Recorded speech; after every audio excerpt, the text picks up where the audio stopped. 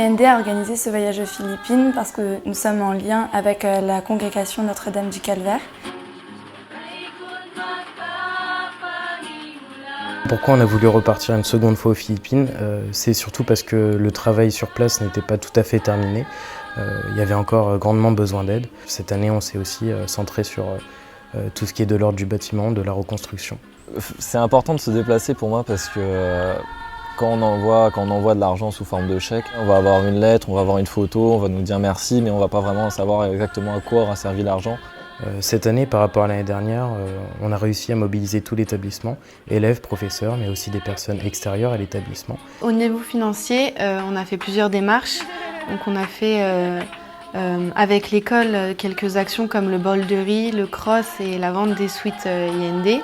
Ensuite, on a cherché aussi des sponsors qui pourraient éventuellement nous donner des fonds. Et dans un troisième temps, on a fait le tour des commerçants un peu de la région.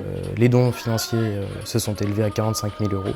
Et beaucoup de matériel au final. La moindre chose qu'on peut apporter aux Philippines qui pourrait les aider est importante. On a donné l'argent aux sœurs, donc quand elles redistribuent, ça sert à acheter les fournitures. Ça permet aussi de faire une sortie dans l'année. Ça aide aussi pour certaines familles ou des enfants malades. Ça permet de payer les soins. Et après, le reste de l'argent, ça sera principalement pour les enfants. On est parti à peu près 3 semaines. On est parti du 9 au 30 juillet. Ça fait 17 heures d'avion. Alors, monsieur Quentin et Oriane, c'est 24 heures de vol. On est arrivé le vendredi aux Philippines, chez les sœurs, à Payatas Bay, près de Manille.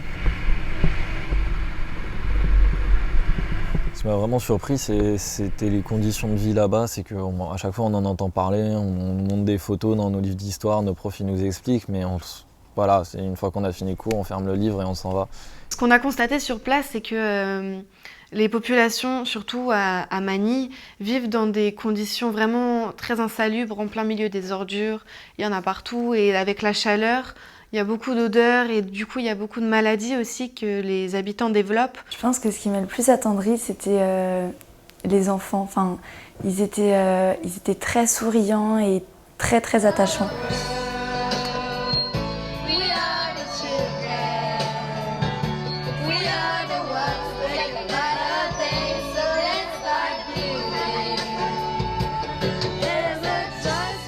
Ils vivent tous ensemble leur pauvreté et finalement ça devient presque une richesse.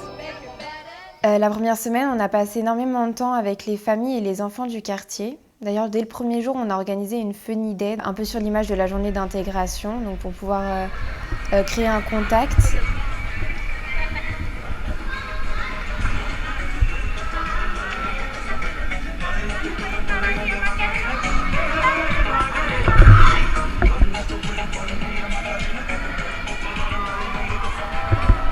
Et on a rendu visite particulièrement à certains enfants parrainés donc par des personnes de l'Institut Notre-Dame pour pouvoir leur montrer notre soutien.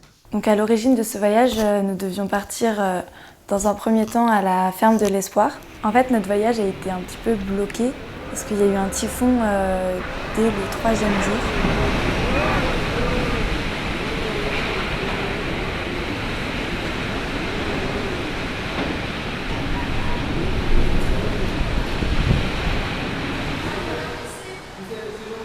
On a été utile parce qu'on a coupé des arbres après le typhon. Si on n'avait pas été là, ça aurait été les sœurs sur place qui auraient dû couper elles-mêmes l'arbre. Non, je n'avais jamais coupé d'arbre avant d'arriver là-bas. Jamais vu une machette pour de vrai. La deuxième semaine, nous sommes partis à Tacloban. Une des îles touchées par le typhon de novembre 2013. Et on y est resté 3 jours. Donc on a repeint à Tacloban aussi une école et une infirmerie.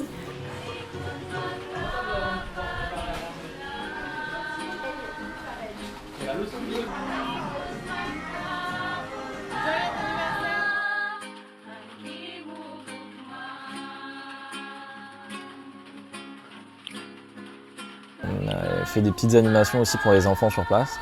C'était tout Tacloban qui venait et ça rendait vraiment ce village vivant et ça faisait plaisir à voir.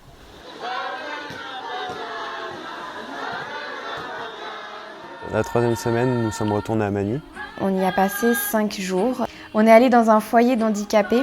L'année dernière, ils étaient allés dans ce foyer pour handicapés et ils avaient peint une fresque. Cette année, on a décidé d'aller un peu plus loin et de leur remettre un chèque. En termes d'expérience, je pense que le groupe en a tiré une bonne leçon de vie. Finalement, aider autrui, c'est finalement s'aider soi-même. Ça nous a aidé à grandir aussi.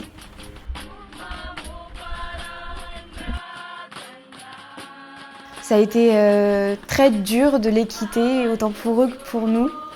Et c'est vrai que dans le voyage du retour, on a été...